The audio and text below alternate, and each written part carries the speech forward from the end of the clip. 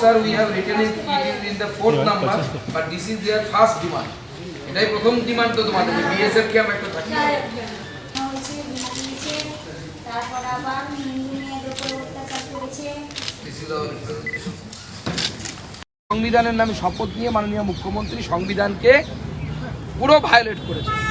ওনার সাংবিধানিক অধিকার নেই ওই পদে বসে থাকার, ওনার উচিত পদটা ছেড়ে দেওয়া, যোগ্যতা নেই, উনি সামলাতে পারছেন। এই রাজ্যের যারা মুসলিম ধর্মীয় নেতা আছে তাদেরকেও অনুরোধ যে আপনারাও সামনে এগিয়ে আসুন। এই যে ইসলামের নামে যারা এদের উপর অত্যাচার করছে, যারা বলছে এদেরকে কনভার্ট হতে, যারা বলছে এদেরকে শাখা সিঁদুর ভেঙে ফেলতে, এটা কি প্রকৃত ইসলাম না প্রকৃত ইসলাম না? It is your duty to clarify.